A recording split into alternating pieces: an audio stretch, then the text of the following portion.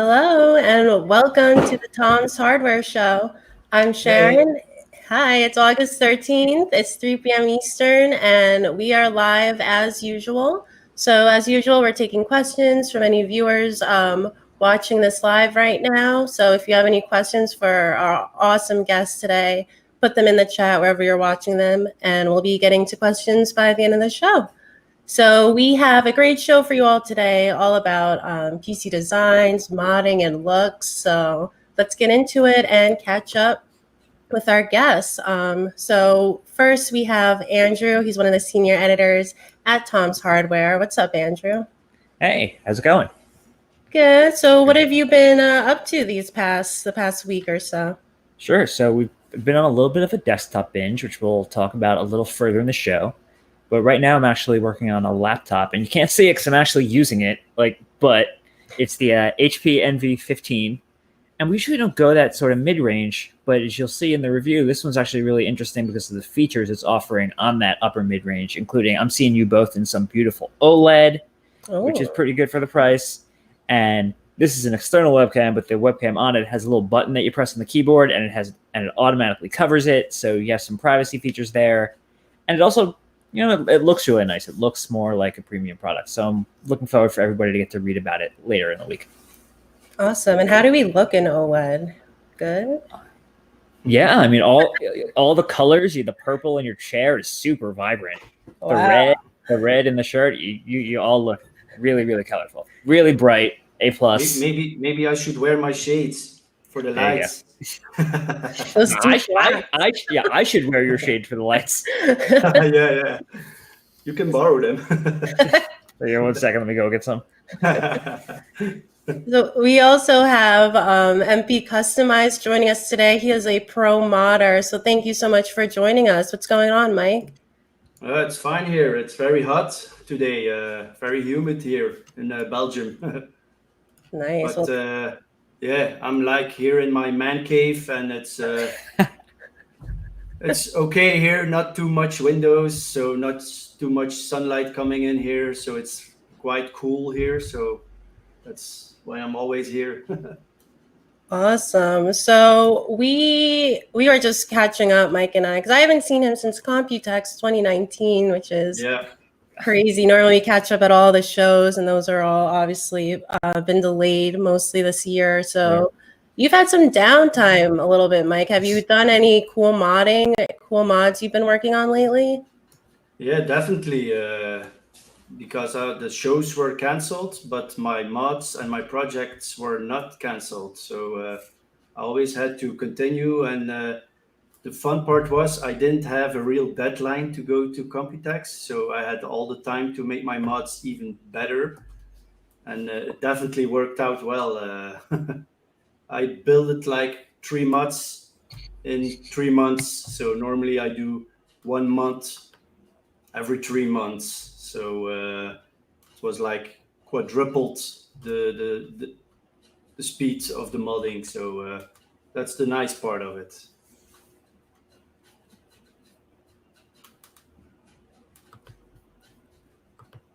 Oh, I don't hear you anymore. Oh, sorry. I Okay. guess I got muted. I was asking you if you have any mods that you can show our viewers what you've been working on. Sure. Let me take my camera here. I am jealous of all of that space. I know, what a dream. So this is the last one I did for Be Quiet and AMD Ryzen. So can you, for the people who are listening at home but not watching live, can you describe it a little bit, what we're seeing? Yeah, so this is based on the Be Quiet Dark Pro Base 900 case. Okay. And it's completely wrapped in a special car modding wrap, you can call it. The front is completely redesigned with laser cutted and 3D printed. It's got a big Ryzen logo on it too. Yeah. In case you didn't know. Oh, there's the money. So we got the money shot here. All red, custom liquid loop. Yeah. All bits power. Everything's laser cutted, 3D printed, hard line loop. So do you do your own laser cutting and your own 3D printing? Yeah, over here I have my 2 3D printers from the Dremel. And over there I have my laser cutter. Wow. Wow. Yeah, it's a And big this is boy. your house? Yeah, this is my man cave. That is amazing. This So is what are my the- sponsor wall. Hint, hint. We're seeing a lot on Cable Mod, ROG, Alienware, just the Yeah. InWin, Patriot, NVIDIA. All the big players. XPG, Lian Li. Very Yeah. cool. So what are the specs in the system you just showed us? It's let me turn the camera good. Okay. So yeah, it's a Ryzen 3950X. 16 cores. Yeah, 16 core with a 2080 Ti, water cooled. 64 gigs of G.Skill Trident Z Neo, so the special Neo edition for the AMD Ryzen. And the motherboard is a Corsair 8 Formula from Asus ROG. Also, the graphics card is also Asus. Asus is my biggest sponsor, as you can see. So we actually have a question, and surprise, it's not about the mod, it's actually about your man cave. Yeah. Somebody would like to know how you made your sponsor wall. So I designed the completely template behind me first in Fusion 360. That's like an AutoCAD program where you can draw all your technical and 3D designs, and just like made all the logos into a CAD file and put it on one big wall. And then I just like cut it the separate templates like you can see here. The sheets. Right. So I had like the maximum dimension I can use for the lasers. So I needed to arrange all the logos nicely with my biggest logo behind me, and then I use it how you call it, not to cut but to engrave, Okay. Mhm. not completely through the acrylic. And when you put an LED strip around it completely, it lights up. Like you see in the Star Trek movies or all the science fiction movies, kind of used that ID for a sponsor wall. That is so cool. So is this mod gonna be showcased somewhere specifically? Did you build it with a specific thing in mind? Yeah, it was supposed to be displayed on Computex. Oh. Yeah, but yeah, as you know, but maybe later this year it will travel with Be Quiet Germany to somewhere in Sweden, I think, for a special AMD event. Interesting. Okay. Yeah, and the funny part was that the event is based on the color orange. Well, But that's it's a very hard to see. It's hard to see on the camera, but the case itself and the lighting is all orange. But on the camera, it looks more like red. Okay. Okay. And the name of the mod is Orange Crush. That would make a Yeah. good soda name. yeah. I think it is a soda. Is it? Oh yeah, but it's from the song from REM. I'm a Fanta girl, so Yeah, Orange Crush is absolutely a soda. I looked it up. I need to make sure, or at least it's called. They have Crush in orange, and that's what. you're right. You're what right. matters. Well, maybe I can pour soda in it. We can water cool it with the soda. You got to do it. Yeah. The next step. So what have you been? I know you're deep in obviously in the modders community. Have you been seeing any trends going on with modding this year? Well, this year not so much, but the upcoming trends I see lately are like the modders are really I don't know how to say it. The pictures they are taking of the mods are really high level. It's really like you have to have a completely studio setup with lighting, the perfect camera, the perfect lighting to have the perfect shot. And it's very hard. It's like how you call it, a brand, a work on its own, just to make the perfect picture. And that's besides of the laser cutting, 3D printing, modding, social media, all the things we have to do as a modder. So now we have to become a professional photographer to, yeah. We know the feeling, right, Andrew? Yeah, Yeah, we're you just have working to- from home. You have Gotta to do it do all. everything on a high level now these days. So, Mike, I have a question, which is when I guess you get assignments, we'll say, from your sponsors, how much creative input do they have, and how much do they just let you do your own thing? Well, most of the demands, if I can say it, is just it has to show their products really well. Okay. So that you really keep the products in the original state and they're really good visible in the mod, because you can make crazy mods and you cannot see the hardware anymore. But Right. it's for the sponsor very important that you can still see their products or their signature in your mod. But for the rest, they just give me a blank sheet of carte blanche, if they say it in French, and I can go completely crazy. Awesome. What do you think of that, the Ryzen, or what did we call it, Orange Crush mod, Andrew? Is there room for that in your NYC home? Something like that? There's not. If I clear out all the other desktops, maybe. But if Mike wants to send it for us to benchmark, if he wants to get it all the way here, we could try it. We'll talk about that off the call. But so what happens to the mods when you're done with them? Like, I guess do the companies keep them in like a trophy case somewhere in their headquarters? That'd be Well, awesome. in the beginning of my modding career, Right. I just did like modding, and I always get the mod back afterwards, Right. after the show or something.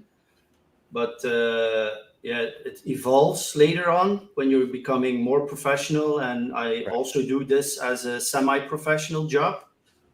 So I need to have like an income, and therefore they have like sponsored me a certain amount of cash now these days. So that's much better than 10 years ago when they gave you like hardware, and Right. I could put it on the pile with all the other hardware and that's it. But no, these days they're having budget for that. Right. And if you're on the highest level, they can pay that for you. But it depends. like Sometimes you can just keep the mod too. Interesting. Oh, wow. Yeah. Have like your own little showcase going on there. Yeah, I have a few here.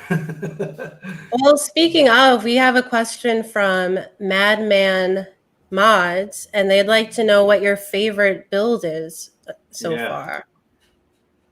Well, one of my favorites are my battle station I made like 2 years ago, but that didn't reach the reach for that battle station wasn't really big.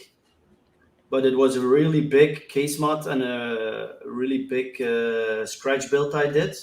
And it was a double system. It was on the left side an Intel high-end platform, and on the right it was an AMD Ryzen high-end platform, Threadripper. And it was connected together on one big monitor, and you could run two systems simultaneously on split screen on your monitor to benchmark to get against each other. That was one of my favorites, but everybody knows now my ROG tower I made, the vertical high one, that had a very big reach, and that was like showcased in PC Magazine, cover of several magazines. And yeah, I think this one is now these days my favorite one. Was that the one that was at Computex at the GCO booth? We Yeah, covered yeah. that too. Yeah, Yeah. that was like my height. How tall was that? Like 5 feet or something? Yeah, it was like 1 meter 20 high. Yeah, Yeah, that one was a cool one. yeah. But I refurbished it later this year into the Asus ROG team, and it looked even much better than on Computex. Yeah. Oh, too bad I couldn't see Yeah, it. otherwise it was definitely displayed at Asus booth on Computex. Yeah. Awesome. Well, thanks for the question, Madman Mods. Again, if anyone else has any questions, please put them in. We love hearing from our viewers. So, of course, not everyone is a modder, right? So, some of us have to buy our way into a cool PC. And Andrew, of course, has done a lot of our desktop coverage, or most of it this year. And of course, gaming desktops get to have some fun. So, um, Andrew, what have you been seeing going on in terms of gaming desktop designs lately? In terms of designs, I think one thing, and this is really a theme that we've been starting to see over the last 2-3 years, is that we're getting more off-the-shelf parts. So you're not seeing proprietary stuff in pre-builds, which means if you decide not to build, and it's fine if you don't want to build. Maybe you don't know how. Maybe you don't want to spend the time. Maybe you like the look. You're going to get similar parts to what you would have gotten if you did build. And that means a lot, because if you decide down the line, oh, I want to upgrade, then you can do that. Whereas if you get something with say a proprietary motherboard, then that's kind of something that you can't upgrade. That's there once and is kind of done. So I really like seeing the ones that say, okay, we're going to give you the same quality, the same features as everybody else. And we're seeing that a lot. HP has been doing a lot there. The Omen Obelisk was one of my favorites for a long time. This year, they've renamed and redesigned it. They have the Omen 25L and 30L. We have not yet seen those. I would really like to, HP. And those ones are very much thin, and they've added intake fans in the front, and they are largely all similar to the parts that you would get rebuild it yourself. Another exciting one we just saw was the Main Gear Turbo. That one's really exciting. That one's ridiculous. I have to preface it. If you go read our review, and I wish I still had it here with me. It is out of the home lab. But the Main Gear Turbo is a little over $5,400, and that's because Main Gear does, they build it all by hand. You're getting parts, labor, custom hard loops, all that stuff. And this thing was 3900 XT. They designed this with AMD, so it was only Ryzen processors, which we'll get to in a second. And it was a mini ITX build. It was small, and that's something that we don't often see. A lot of the pre-builts are, full-size tower cases. So it's interesting just to see, okay, not only is it super premium, but it's super small, which is not usually the way they go. Obviously, Ryzen has been huge this year. I think this has definitely been the year that OEMs are taking Ryzen incredibly seriously. So HP, Dell, a lot of them, they're offering Ryzen alongside Intel's choices. And Lenovo as well, they don't always have exactly the same amount of configurations, but the fact that they do it all says a lot about the current state of things, about how not only do PC gamers want choice, but that AMD and Intel are on really equal footing, or not equal footing, but they're on similar footing in the market, which is the other big one. And then otherwise, we actually just published this morning the MSI MEG Trident X, which took our spot as the best right now. And it's a weird shape. It kind of looks like a console. It stands up. You can't lay it on its side, and it's thin. But it's a weird thing, because you have your motherboard on one side and the GPU is on the other side, facing the other direction, and they do it all. But again, they're using you even pulled it up, which I appreciate. They do the whole thing in a way that it's all standardized parts. So you can have this sort of console style experience. This is honestly a case that you couldn't buy on your own. You'd have to. Yeah, there it is. That's actually last year's, but it's last year's, but it looks pretty similar. So like honestly, this is something a modder might dream up. Okay, I'm going to put things on extreme opposite sides of the case and make it really thin and have the fan cool from the bottom up. And so that's really nice. Again, you're getting like if you're buying it, you should buy something you can't get elsewhere. And in that case, you're getting this really cool design, standardized parts you can upgrade later. And then I noticed one person in our comments mentioning Elgato. So I'm going to bring up one other favorite from the last few months, which is the Corsair Vengeance A4100. And that one was the first PC I'd seen so explicitly dedicated to streaming. So it's like the pre-built PC. Obviously, Corsair makes it, so there's a ton of Corsair parts. But it also has a Elgato built into it for streaming. I mean, never mind the fact that it had an RTX 2070 in it, which is plenty good for sharing as it is. But like, that's us seeing like pre-builts getting into things that we haven't seen them purpose built for before. So I thought that was really cool on Corsair's part. Awesome. Thanks, Andrew. So we have a couple questions in, well, you kind of touched on one already, which is somebody's looking for a good alternative for Elgato and also streaming from PS4. Right. So you could do that with something like the Vengeance A4100 if you want to buy a whole PC for it, or you could build a PC for it. If you want to stream from the PS4 and you want to do it from Twitch, off the top of my head, I mean, Twitch has an app built into the PlayStation 4. So you could stream directly from that. It's not going to be as, it's not going to be as great and have all the features you would have if you had done it from a PC. There are also a lot of cheaper HDMI in-outs things you can get on Amazon that, again, might not have all the features. They might not go up to 4K, but you have options, including streaming directly from the PlayStation itself. But if you're looking for a machine just for streaming, the Vengeance A4100 as a pre-built was pretty cool. So another question is, I'm going to throw this out to everyone because I don't actually know what this is. Oh, okay. I think that was just a typo. Okay, sorry. So we answered that question. Yeah, that was Elgato. We have a question for Mike from Dwayne asking, controversial question. What is your thought of the RGB lighting craze? Yes. Well, it was definitely marketing, but as a modder, I always loved to work with color teams. And back in the early days, we needed to buy fans with a certain type of color and a video card with a certain type of color and a motherboard with a certain type of color to match everything.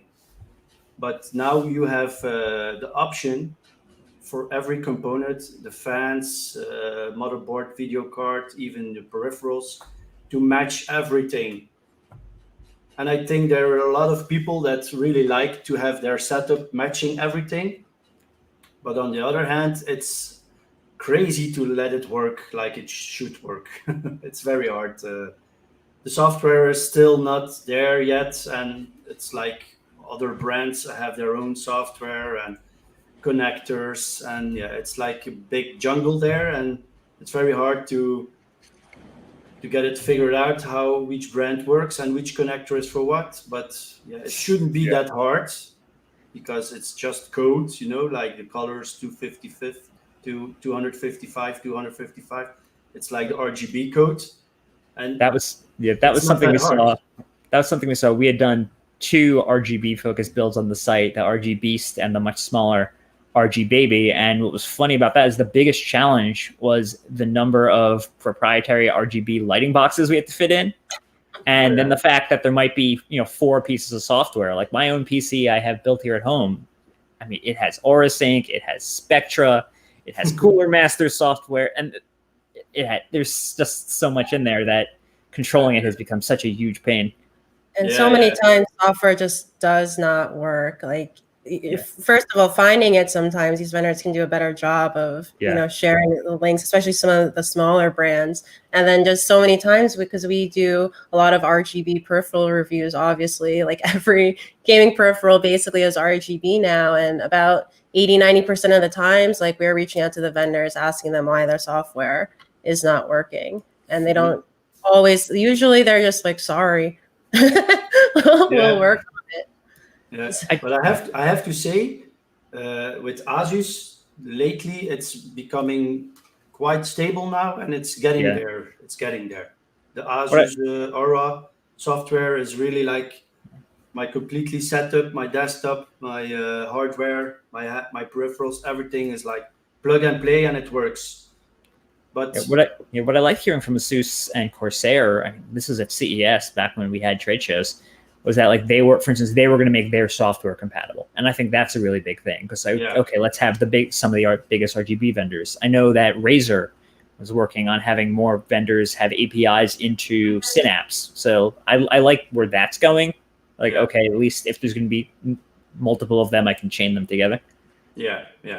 If they're really like cooperating together and making sure everything works with the same, and that's a good step in a good direction. So we got, as I said, this was a controversial topic. So we have a few different opinions. Let's share some of them real quick to add to the conversation. GamerBits is pro RGB. They argue that everyone likes to say there's problems with RGB, but everyone secretly loves it. I certainly love it, and I'm not keeping it a secret. Madman Mods argues that one color is actually best as opposed to a rainbow. I don't know if I could commit to one color. No, I totally agree. Like my computer at home, I have all the RGB components and software synced to be the same color. I think it looks super classy. And like right now, it's kind of like light blue. But if I want it to be purple, then like just go in and change it. Like you don't need to commit. Yeah, it depends on your mood. It depends on your mood. Yeah, I think it's a real. I think doing it that way is a real classy way of showing some color. And whatever color you want it to be. And like, because I get so many desktops into test, I'm always just throwing up different colors. Yellow, the main gear was green, even though it was an AMD machine. Like it didn't matter. It's cool to play. Yeah. So you're all colors. The question here is which color? I think like a light blue. If I had to pick one, you say I don't have to pick, but let's say I did. I would go with like the light blue teal. That's how I have my setup now. But you know, GamerBits wants us to use all the colors. Yeah. And we made Dwayne vomit because of our RGB. RGB. So I am so sorry. You have lovers and you have haters. I mean, look, the other nice thing about most RGB is that you can turn it off. So if you don't like it, you don't have to use it. But I'm glad people have fun with it. Yeah. And then we had another question that I'm trying to find. It was from Mike. It's a fun one. There is complimenting your outfit. You're wearing all ROG. ROG, is that your favorite brand? I think you said that was your sponsor, right? Yeah, that's one of my big sponsors. Yeah. So that kind of helps to explain that. I think you can see it. So we were just talking. Andrew was giving us a rundown on what we've seen in the desktop space lately, and we're talking about interesting designs and things like that. And like one of the things that comes to mind when we talk about this is actually, I think Andrew, you were the first person I heard say this, that the PS5, which is a striking white system coming out. Right. I think you were the one who I first heard say that it pretty much just looks like a gaming desktop. Is that you who said that? This sounds like me. I will say it looks like a pre-built gaming desktop. Also, like definitely, like, it reminds me of Alienware's latest look, which is also has a white option. They do a lot of white.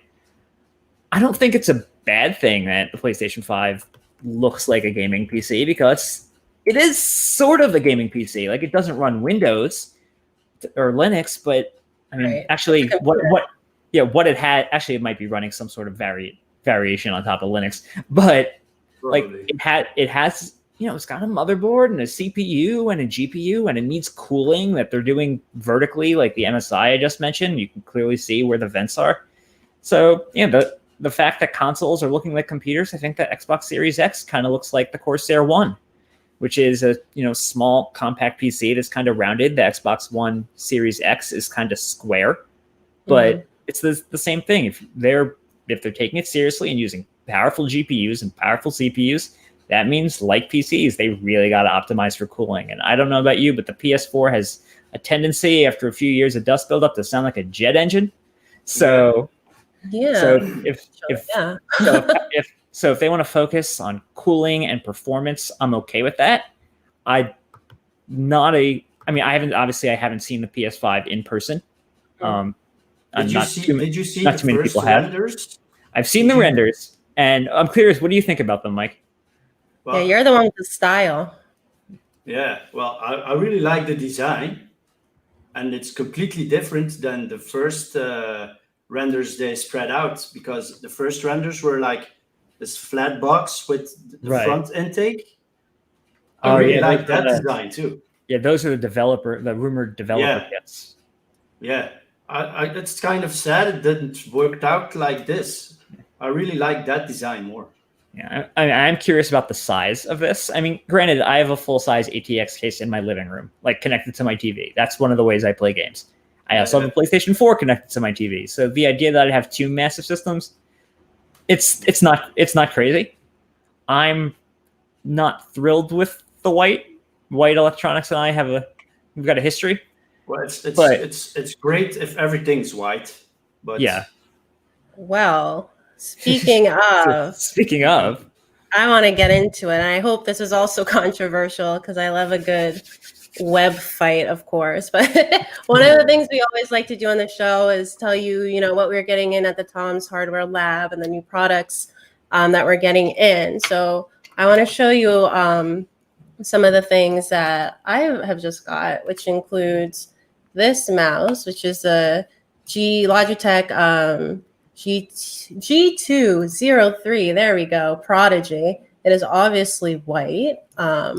And so it's got me thinking, we have the PS5 coming out in white. So I wouldn't be surprised if we just saw more white gaming peripherals coming out in the coming months or so. So I want to show you three white peripherals that I've got. I want to hear what you all think, whether they're classy, dirty looking, cheap, or what. So like I said, this is a G203 Prodigy that I'm going to try to find a port for and plug in for you guys. Hold on.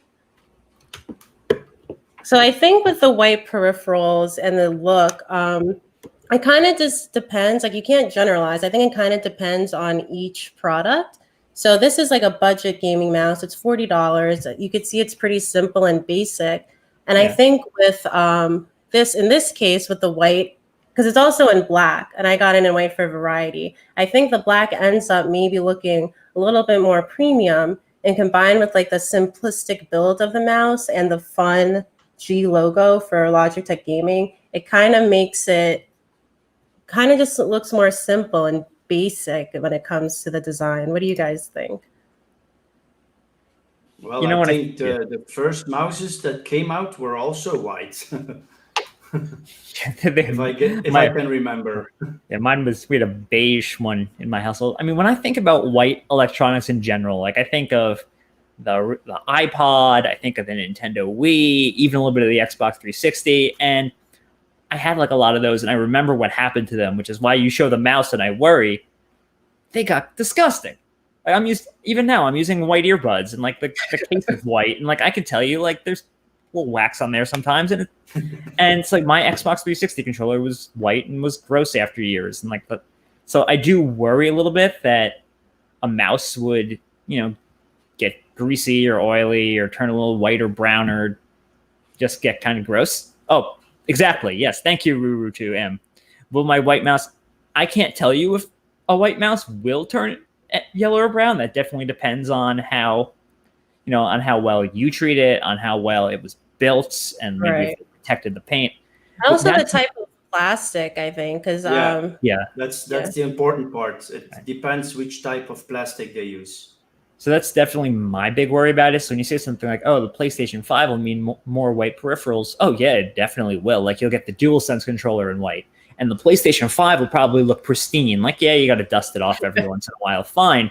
But the controller, that I'm worried about. That thing's going to get nasty. So, yeah, I have a nasty white Xbox One controller. Then we also have a black, dark orange one. And then, like, when I play with friends, I'm always like, I want the dark one. My one's but maybe these days, like in the Corona times, it's not that bad to see that something is dirty. So You can clean it maybe up. you can clean it off then. Then you'll know ahead of time. Maybe it's the new type of peripherals to see how dirty it is. Yeah, So I do appreciate like how it looks when it's new. It's definitely clean and classy, and it's variety, which is nice, like you said. So here's my next one, which I think also plays into the plastic we were kind of just talking about. So this is the Huntsman. Whoops, there we go. The Huntsman Mini, and you can also get a full-sized white one. This is just the one I have in our lab, so to speak.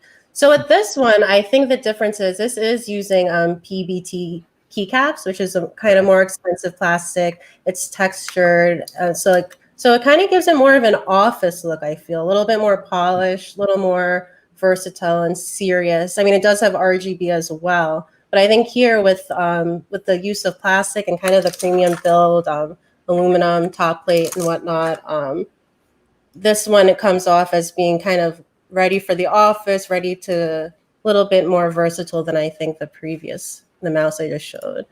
So what's your take, everyone? Yay or nay? Because this also comes in black and yes, black. I don't know if it's from the camera, but are the buttons like bigger than regular? No, they should be about normal. It's also a small keyboard, so maybe that's why it seems bigger. Yeah. I guess the good thing about a keyboard is that you can replace the keycaps. So if you're going for that pristine look, like that's probably a little easier to clean. You could take all the keycaps out and wash those without worrying about damaging the rest of the electronics. That's a good point. That's a good point. Yeah, I mean, I don't know if is Razer selling extra keycaps for this? Yeah, so they do. They sell also. So it comes with double shot PBT keycaps, but they also sell them separately. They're about $30, and they have them in pink, green, black, and white, and like a lime green. I wish it was a more standard green, but it's like a lime green.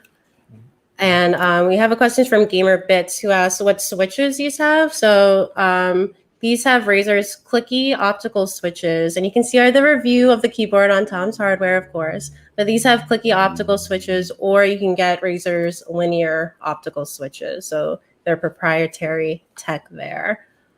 Okay. Rurutu says alcohol wipes for everybody. So I that's something to look forward to.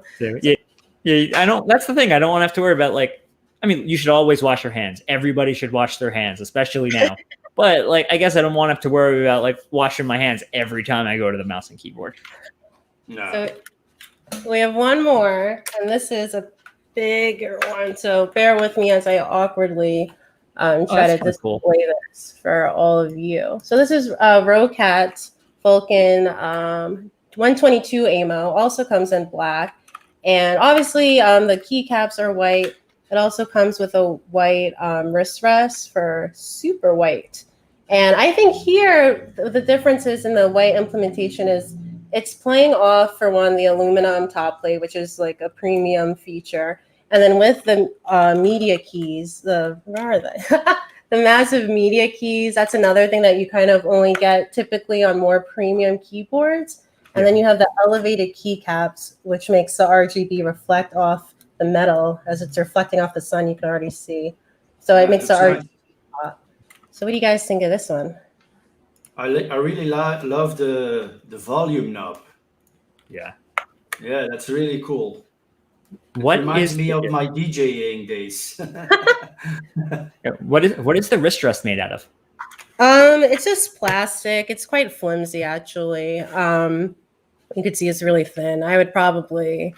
I mean, if you're the type of person who likes good wrist rest, yeah, it's hard. It's plastic. Yeah, it's it's funny because I have a black wrist rest on my keyboard, and it is hard plastic as well. But even that's kind of gross, and that's black. So I'm like, oh, white wrist rest. That's gonna get real nasty. I do like the two-tone on that, the metal and the white. I think that definitely helps. And I will admit, white and RGB definitely have a thing, like a special relationship. It's I do like that, and I think that's why a lot of people are doing white theme builds now, also just because they look so pretty. But you just really got to take care of them. Yeah, the lights really pop when you use white color and metallic. That really pops the color. Awesome. Thank you guys for helping me decide what's good or not. Because often, as more colors come in and I get review units, I'm going to be asked, like, often, what color do you pick? And I'm like, ah. So I wish I had picked black for this one, but we'll see how I do in the coming weeks as I get more review units. You know, So, I feel like I've often heard like asking about color that like you'll see even PC makers will make a whole bunch of colors of say a laptop or something, and then they'll only release like their blue laptop or their pink laptop in Europe or in parts of Asia, and then it's like, oh, what's it going to be in the United States? It'll come in black, maybe gray, and it'll be at Best Buy, which is great. But I guess the thing is like I'm always advocating for more colors, and I don't see them. So yes, show us more colors, everything if you can. I think it's really cool. yeah, and other than just like a dark, dark blue, that midnight blue, like everyone's like okay going with the so dark blue it's almost black, but can I get some teal? I don't know. It's the RGB Everything for. today is like all personalization and customization. That's really important for everyone. Everyone wants to have their own thing and wants to customize it like they really want it. So that's really important that they offer it in different colors. Awesome. So as I said, we are taking questions from the audience. So now is a great time if you haven't submitted any questions to pop them into the chat, and we'll try to get through as many as we can. I did see a question earlier. Of course, I can't see it now. I don't know if it's deleted or not, but I think it's like a good question anyway. And Mike, Andrew, maybe you have a recommendation. I thought I saw somebody looking for a white PC case for a build. Does anyone have any recommendations or thoughts there? Ooh, there's so many white PC cases for. Yeah, there are so many. Yeah, I feel like good ones. yeah. It depends if you're planning to do water cooling or something. It depends which type of case you want, and then it's possible if they have it in white or not. Yeah, I guess that's the type of recommendation that's really hard to make without like knowing what kind of parts they're using, like what size do they want, things like that. And also when I can't even find the question, maybe I made it up. Who knows?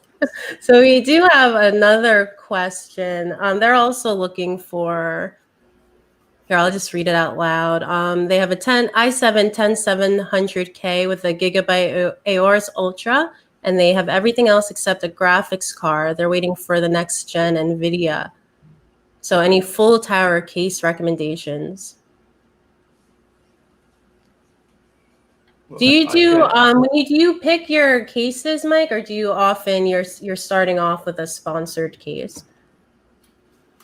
In my case, the case manufacturers reach out to me and they provide me with their latest, newest case that I can mod. But the most thing I love to do is these days is like just scratch building, designing my own case in 3D and doing the metalworks myself and just producing my own designs. So I produced this year 2 scratch builds, concept cases for big case brands that are not yet available. Yeah, that makes sense. So here's one. I can recommend people, if you don't really find the case for you out there, just make it yourself. I know it's hard, but it's not that hard.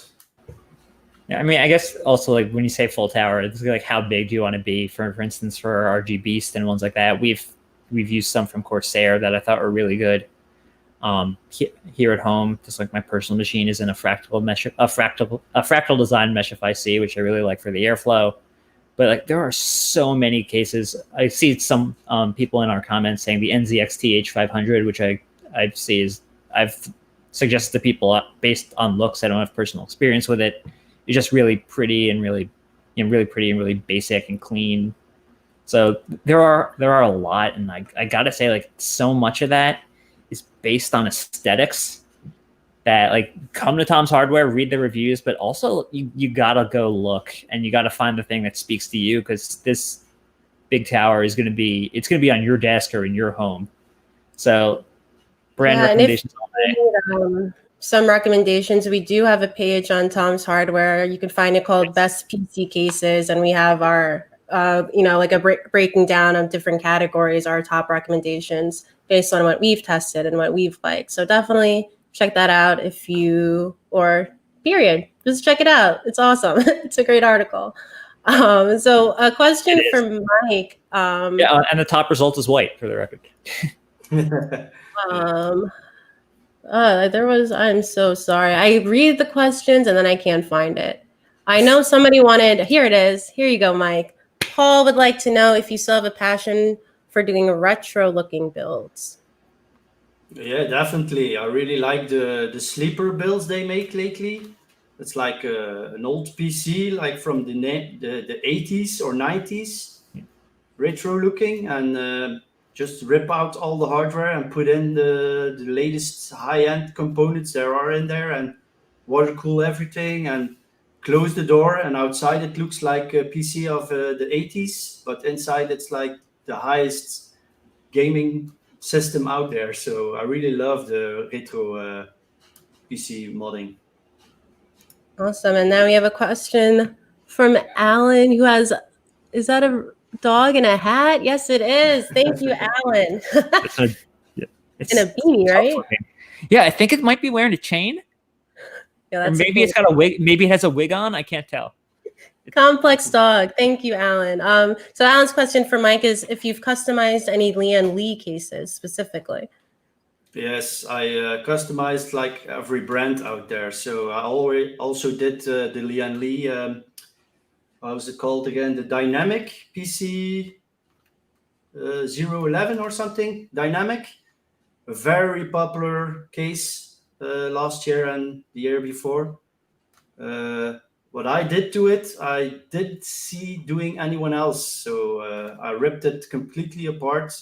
I turned it inside out, flipped it upside down, so it was like inverted BTX. And until the day of today, Lian Li didn't manage to make a BTX version of that case. I'm the only one. So I made a BTX version. I don't know if you remember it, but it was like this NVIDIA Green Team case with water cooling and stainless steel tubing inside, so it was like really industrial looking. But yeah, like 1,000 modders out there, I did that case too. And we have one more for you, Mike. Which is more important, functionality or looks? Well, everything. Not only functionality and looks, but also creativity. And how harder you make it yourself, the more I love it. Awesome. So if you're like putting the radiator somewhere where it doesn't supposed to be and it looks good, that's the way I like it. Awesome. So before we wrap up, I want to just give everyone a quick preview on what we're working on for next week's show. If you've been following the news today at all, there's been a lot of news around Intel. And so next week we'll be doing a deeper discussion on some of those, including Intel's 10 nanometer plans and their detailing of their Xe gaming graphics card, the Xe HPG, they're calling that. So next week we'll be here live getting into that more. So if you have questions, definitely tune in for that. It'll be Thursday at 3 p.m. Eastern next week. And of course, if you're on YouTube, you can subscribe to our channel and you will never miss a thing. So before we wrap up, Mike, thank you, Andrew. Everyone points south. It's down there. Is it up? It's sideways, wherever. Wherever you find it, hit the button. Yeah. So any last words, Mike? Thank you so much for joining us. Do you have any last words for our audience? Or also, is there anywhere they can go to check out more of your mods and just stay caught up with what you're doing? But now I'm working on a new website, and it's really hard to make it good because I have like 30 or 40 PC mods to put out there. So it really needs to be perfect before I put it online. But the website will be called www.mpcustomize.be. But that's not online quite yet. And otherwise, just on my personal Facebook page or my MP customized Facebook page, you can, or just Google my name and you will find me. Awesome. Well, thank you everyone for tuning in. Thank you, Andrew, and thank you especially Mike. We will see you all next week, Thursday at 3 p.m. Eastern. Thank you all for watching. Bye-bye.